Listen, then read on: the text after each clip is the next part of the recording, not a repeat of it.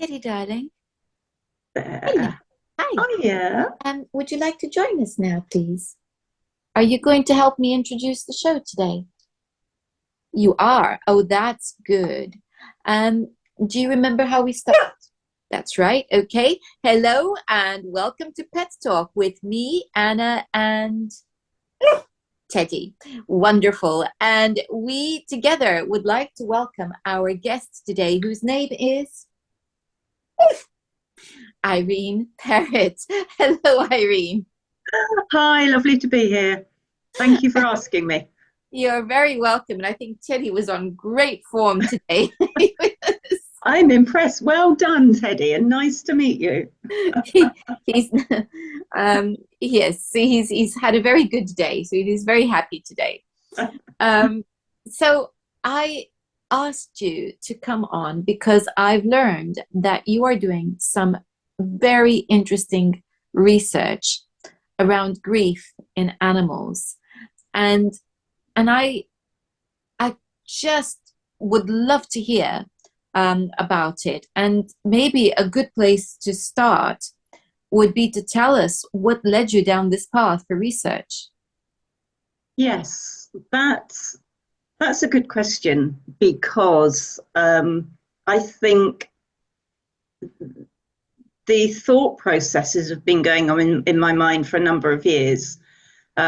So it's not something that just came in a light bulb moment, but really from the need to understand modern human animals in a way that takes us away from hierarchy and anthropocentrism um, and human exceptionalism, and actually draws us into seeing other animals, because of course we're animals, but seeing other animals as their own entity, their own self, their own person. Um, and I was thinking of, how do we do that? What is it that is common to many different species? And so I arrived at grief, really, because it impacts, most of us in some way or another, and it impacts other animals in their own way, in species specific ways and individual ways within that species. So it's a vast and complex topic. I'm not sure how I'm going to draw it all together. But yeah, it was so that we could understand animals more mindfully in a better way. One of the immediate important effects of doing this research is to counter the immediate accusation of anthropomorphizing animals when we talk about grief and them experiencing grief. Mm. And anthropomorphism can cover a huge range of different constructs, of different ways of thinking. So we tend to think of anthropomorphism as putting human traits on animals who aren't human. I quite like Kay Milton's egomorphism, that other animals can be like me, but they don't have to have the same characteristics or show them in the same way. And we know from research, I think Greg Burns was quite inspirational. I don't know if you've come across any of his research. He's a neuroscientist, and he actually trained dogs to voluntarily go into MRIs so they could measure what was happening in the dog's brain. And things were happening in similar areas of the brain to humans. Now, I know we always go back to saying, well, we can never tell, but we don't really know what's going on in another human's mind. We have to guess. We use our judgment and guess. And so I think with modern human animals, we're also, to an extent, having to guess what's going on. But we can make informed we can come up with informed and constructive ideas about what is happening. And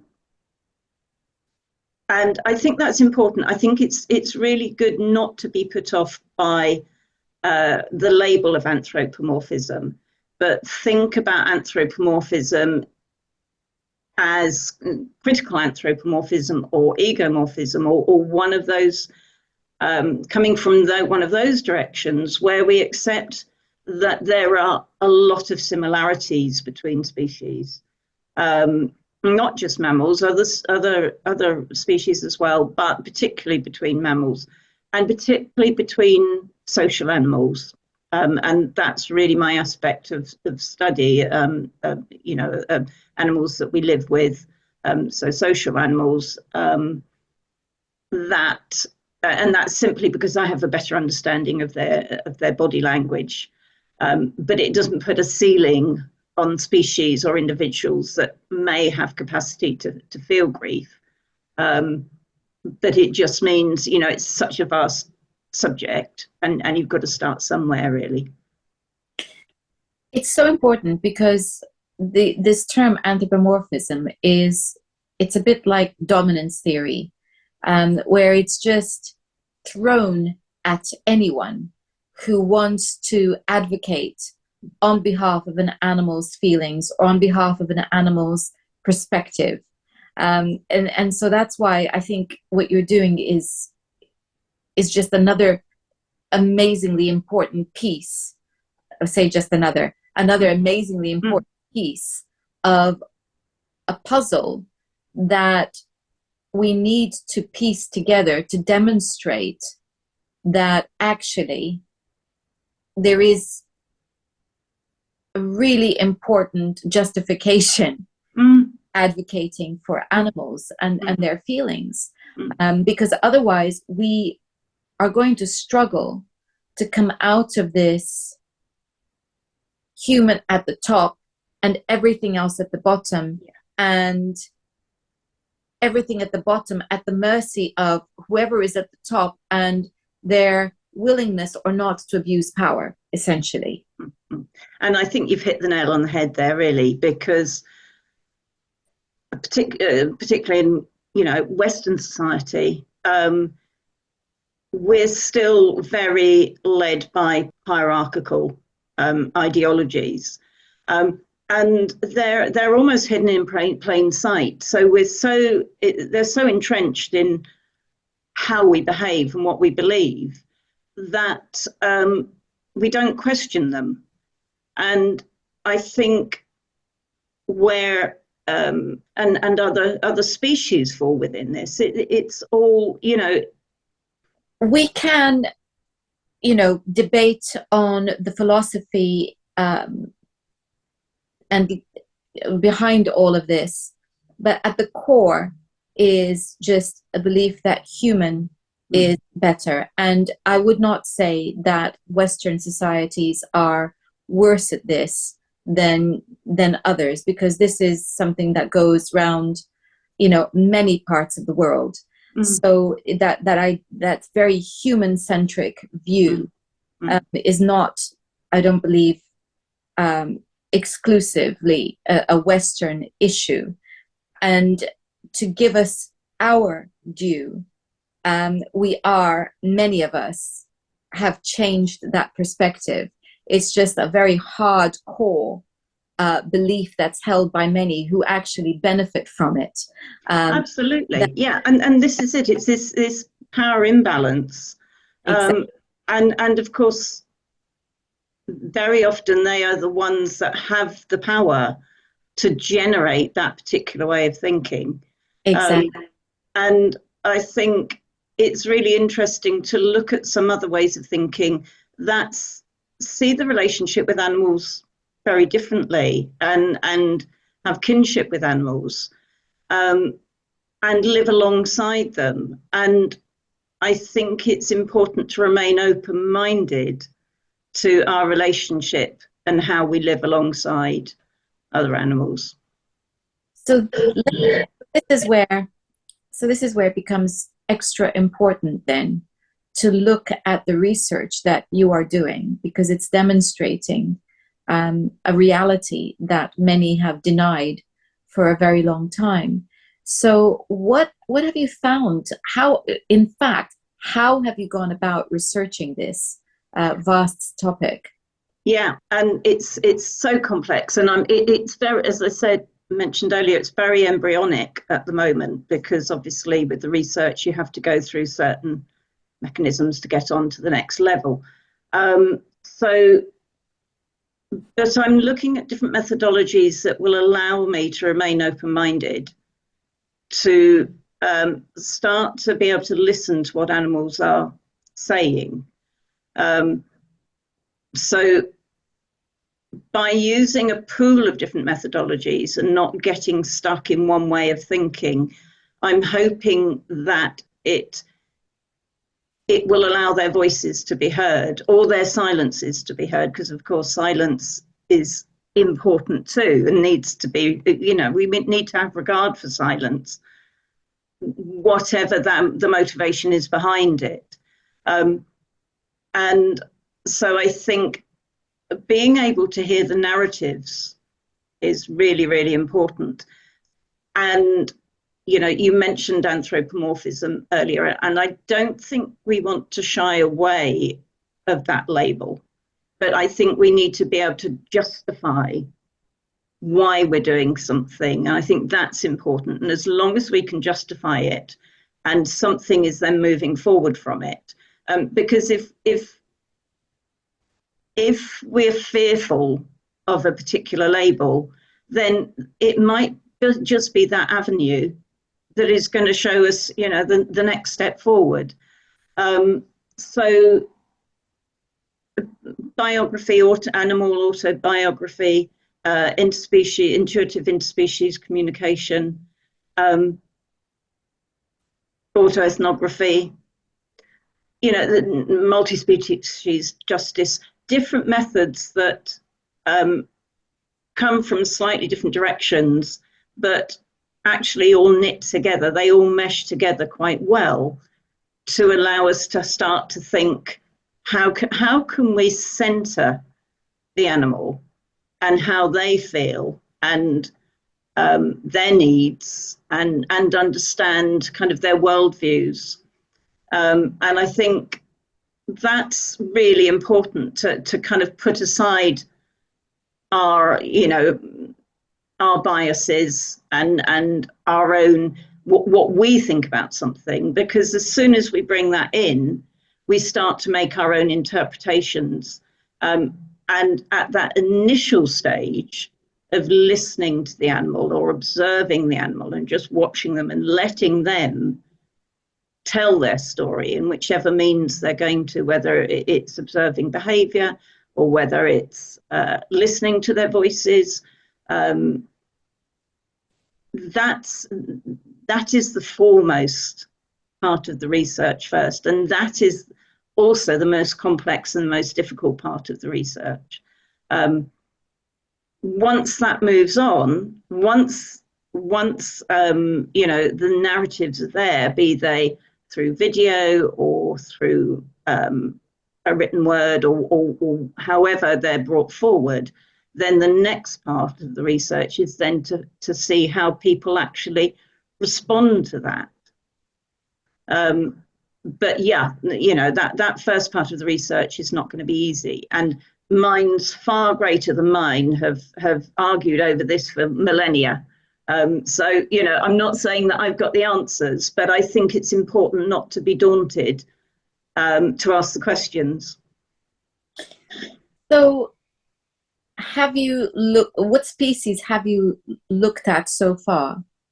So I will be observing dogs and horses mainly, because they're species I live with. So I'm familiar with, and I've studied, so I'm familiar with their body language. I have foster dogs who come over from Romania. And so living with another being who's come over, who's taken away from what is familiar, and put in a situation where they, they've got nothing to ground themselves. And very often there, I watch these animals and they're showing signs that we would associate with human grief. Because not because of death, but because they have been separated from what is familiar. Even if that familiar isn't brilliant, it's still what they know, and they've left their cohorts and they're coming somewhere that's totally new after quite a long journey. So certainly watching these dogs and listening to them is a really valuable exercise, and quite, it's quite profound sometimes. And also, if we're just stepping away from grief associated with death for the time being, grief that equines experience when they're separated, because almost more than dogs, we separate horses from their cohorts, from their families, and they move sometimes quite regularly. They're split from their human families, and what are they experiencing? And I think that's also really important, that this kind of human-centric need to commodify and instrumentalize horses. So they're there to do a job. They need to be able to do this, that, and the other, whatever our particular expectation is. And we're not actually seeing them for who they are. And we're not necessarily, appreciating the emotional turmoil that they are experiencing. And I think that's a valuable part that will be a valuable part of the research. So it's not just about death. And I think that's important because we grieve as humans, we grieve for all sorts of different things. And, I think it's worth recognizing that other species will be grieving, as we do in those circumstances. It is important to make that distinction because from my point of view as a therapist, I often find people are surprised when I use the word grief to express the need to explore grief with them on the basis of what they're feeling, because they haven't used that word. They haven't thought of what they're experiencing in terms of grief, because people tend to associate grief with bereavement. And actually, I would not limit the use of that word to bereavement, because what grief is about that sense of loss. And we can experience a sense of loss from, losing a job, to a marriage ending, to children moving out of the house, any number of things, falling out with family, that can leave us with a profound sense of grief that is not related to death alone. And often with it, there is with that loss is the hopelessness of not being able to recover or return to what has been lost. Yes.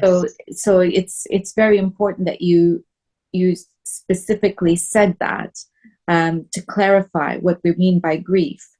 So coming back then, we're looking at, let's begin with dogs, and then we can look at horses. You mentioned that there are certain signals that tell you that there is grief being experienced. What does that look like if you're a dog? What does it look like if you're a human? So it's I think we need to know that grief manifests in multiple ways. And so I think it's you're observing a combination of behaviors, and you want to contextualize that. And I think very often it's a change in behaviour that we're noticing. So very often I found with dogs is that they appear to be shut down, and they don't choose to interact, and they make their world smaller. But that to me, that's a common behaviour that I've seen, but it doesn't mean that every dog would behave in that particular way. And it can take a few hours, it can take a few days, it can take months to see a change in the behaviour. And as we know from studies, I think Jane Goodall wrote about chimpanzees and how one young chimp was so impacted by his mother's death that he actually just stayed in that spot until he passed away. He never moved on from, I nearly said recovered, but we don't recover from grief, but we learn how to cope in a way that we can move on with the life that we live. But he couldn't, and it's one of these things that you need to kind of watch the individual and observe the individual and see what they're offering. And I think, you know, that there could be kind of the going off the food and so on, but I don't think I think very often the behaviours are more subtle, and it's those subtle behaviours, the subtle behaviours of grief that we miss, and it could be there that we need to step in and be more supportive, but we just don't notice them. Or as with humans, we think, well, okay, this, whatever the event was, whether it was a death or whether it was a separation, we tend to think, okay, well, so much time has passed, and therefore, you know, that they should be fine now. And of course, that isn't, as we know, that's not always the case. Or certain things can trigger it, so it's not linear. And so, you know, the dog could be appearing to start to integrate more and interact more, and then you'll have time where they're not, they don't want to interact. So I think that's important as well, that it can go in cycles, or it can be triggered by something else, and it brings it back for them. It's interesting that you have talked about separation, because so many dogs get, let's say, diagnosed with separation anxiety. And I have often wondered whether this isn't due to a radical change in their lives at the age of 8 weeks, that they haven't been given the choice to gradually separate from their mothers, and suddenly, boom, they are taken away. Yeah. And whether separation anxiety, now I'm wondering whether that is a form of grief for something that has been lost out of their control, and which they are now afraid will happen again. Just an idea, but it has made me wonder, because I've seen, you know, dogs who are homed at 12 weeks not have the same issues. So although this is not a comprehensive study, you know, in huge numbers, it's an observation that's made me ask the question. Yeah, and I think autonomy is so important, and enabling an animal, be they, you know, a young animal still with their siblings and mum at least, or, you know, or an older animal. It's so important that they have the autonomy to make some decisions for themselves about how they're going to feel more comfortable and how they're going to feel safer in a given set of situations. And taking, taking any animal away and weaning is not just about no longer needing milk. And when you look at free living social groups, be dogs, horses, whatever, they are generally with parents for a lot longer, if not, for life. So these groups, these social groups, are so essential, I think, for building resilience and for enabling an animal to feel a secure attachment, and these long-term bonds.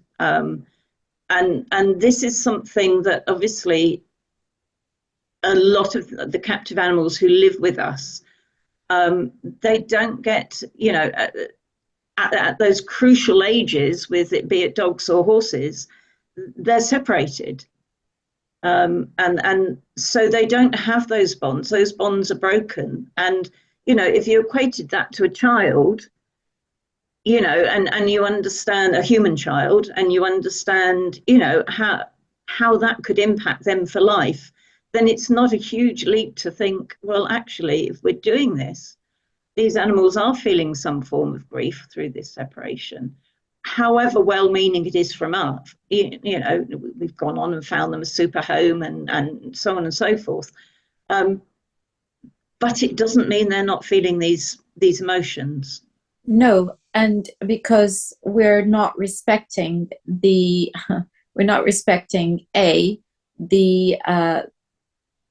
need for an infant of whatever species to develop independence gradually, and because we're not actually recognizing it, we're barely recognizing it with children.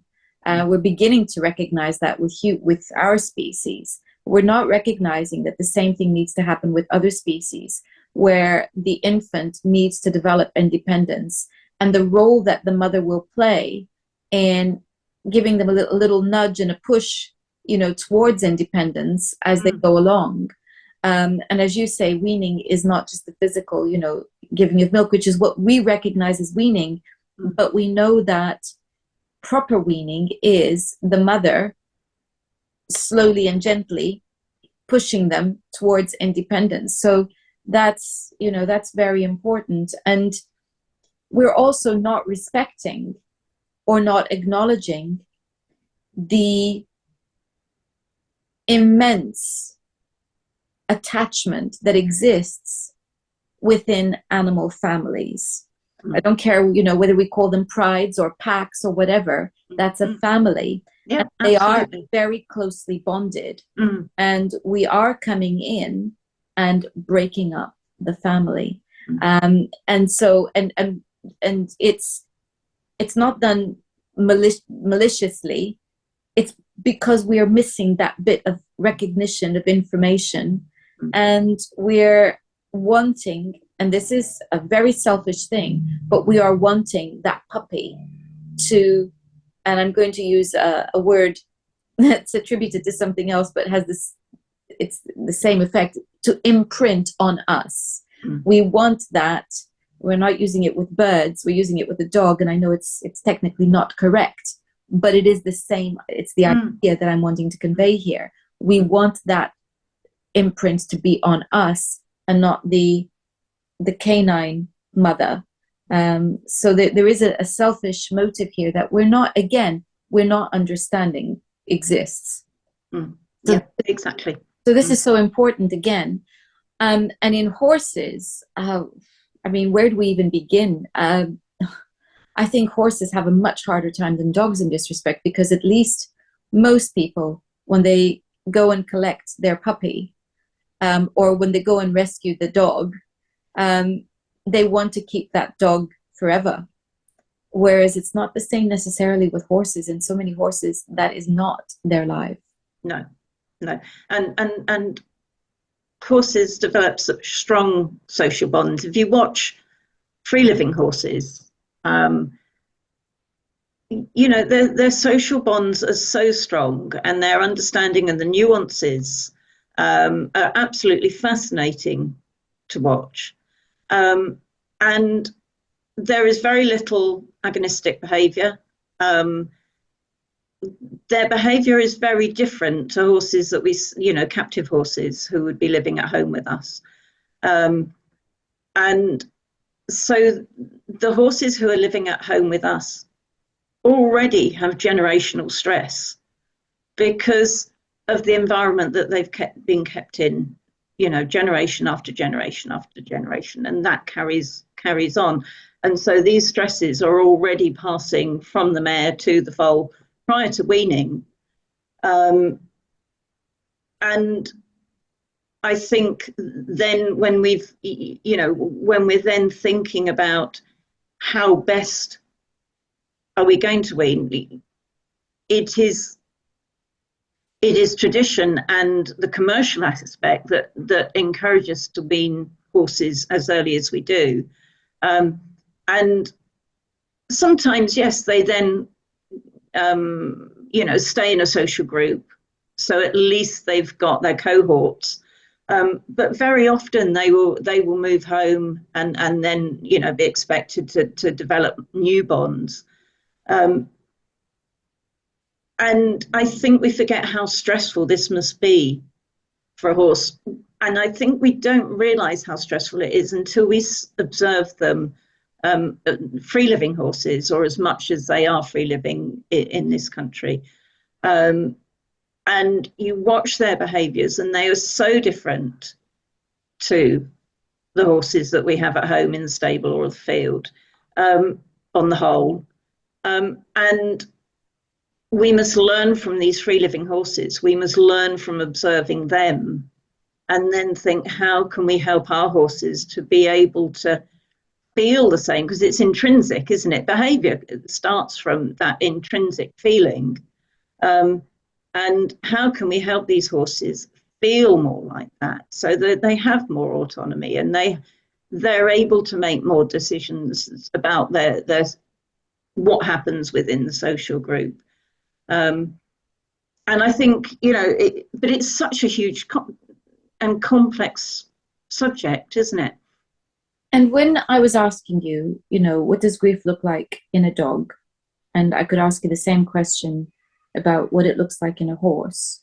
And you quite rightly said, well, it can look different according to the individual animal. The next question that crosses my mind then is it possible then that some aggressive behavior is anger and frustration that comes from grief? Because, okay, most of us are clued up to the fact that fear can drive aggressive behavior, but I don't know that we are comfortable with the notion that our dogs or our horses could be angry. So, and yet, from the human perspective, anger often accompanies grief. Mm. And when you are describing the situations that some of our animals, or too many of our animals, find themselves in, I'm thinking, do you know what? It's making me feel angry on their behalf. I wonder whether they're feeling angry. What do you feel or sense about this? I think, and I mean, I think it's important that we each come to our own conclusions through observation. But I think it would be reasonable to suggest that they could be feeling angry due to grief. It's not necessarily anger that I've recognised, but certainly feelings of frustration. And, you know, and maybe again, that's because we're taking away choices and decisions. So we're expecting a horse to get on with their routine and to be able to respond to whatever we're asking them to do. And So therefore, I think if you're not being listened to for whatever reason, then you're going to become frustrated. And I would imagine then, if that continues, you may well be feeling anger. And of course, you're feeling anger because of that rise in stress, and still not being listened to. And, you know, it's this recognition, isn't it? I think if we could just, if the only thing we did was to step back and observe and recognize that, you know, our horse or dog was uncomfortable about something, whatever the cause, and just gave them that space, that recognition, and took that responsibility ourselves to do that, we might find that we've got a different relationship with them, because that power imbalance starts to change, and that kind of hierarchy imbalance, because to me that should be linear. We should all be on the same hierarchy. And as soon as we kind of let go of all the stuff that we've, you know, I was talking about at the beginning, that we discussed, and we start to just say, this animal has a self, they have their own subjectivity, we think of them as persons, then we start to look very differently at who animals are, not what they are, but who they are. And it's recognizing the who that's really important if we're going to recognize any of the more nuanced emotions that they might be feeling. And that's the thing, isn't it? Is to actually acknowledge that an animal has feelings or could have feelings. And you know, as you were talking, it brought to mind one of my cats years ago, and he came to us. We didn't rescue him. He just arrived, if we can put it like that.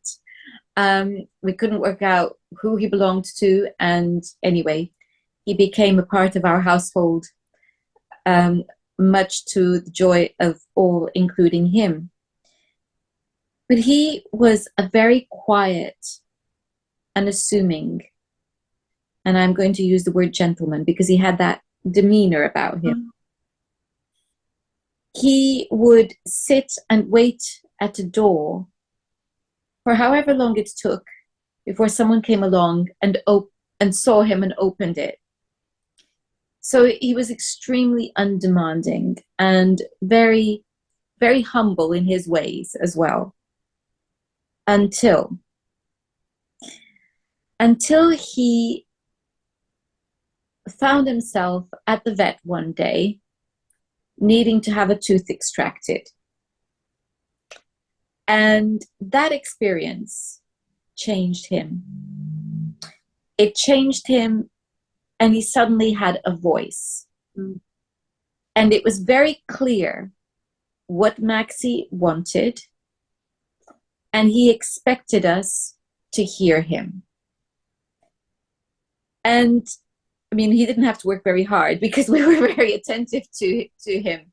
But I will always remember that, because it's like suddenly he became concerned that his wishes might not be clear enough for us, where he'd never had that concern before. And it's just that, isn't it? You know, this was not, I don't believe, a case of him feeling grief, but I think where it fits in with what you're talking about is the fact that we need to be paying attention to the feelings of our animals. Now, with the best will in the world, Maxie still needed to go to the vet and have his tooth extracted. But what he demonstrated was, hey, you didn't listen to me before. So I'm sure you listen to me from now on. Yeah. And that's absolutely isn't it? You know, and but isn't it, don't you think it's wonderful? I think it's amazing that animals choose to communicate with us in that way, or in any way, really. And that attunement to paying attention and becoming attuned to what they are telling us, or what they are, not necessarily us, they may be communicating with others, it might just be something, an internal dialogue within themselves. But once you start to kind of pay attention to that, and you almost feel that it's an embodied feeling. So it's no longer a them and us, but it actually resonates within you, as it would if you're having a discussion with somebody, and you're involved with that emotion of that discussion, and you become, what the animal is telling you almost becomes embodied within you, and you become involved with that as well. And you kind of become with that emotion or that feeling. At the weekend, we went for a walk, and we kept hearing reports of a dog somewhere sounding extremely distressed. And, other people with dogs, very concerned because they couldn't see where this was coming from. And it came to the point where we also heard this dog. And I promise you, this dog sounded like it was trapped somewhere and in pain. And we deduced where the sound was coming from, doubled back, went round a long way round to go to where to find this dog. And as we were heading in that direction, and we knew we were in the right direction, we asked a man with his dog whether he'd heard anything. And he said, no, it's my dog. Now, what transpired is very interesting and illustrates again what we're talking about. So the man had this dog, a cockapoo, and two children, maybe around 11, 12 years old, who had bikes. Mm. And the dog became extremely distressed every time the children would go off on the bikes, and he'd be running backwards and forwards between the man and the children because they were being separated. Mm. Mm. He sounded like he was beside himself in pain. And this was what it was. So we all, we had a little bit of a laugh because we had visions of a dog in distress, in physical pain. Mm.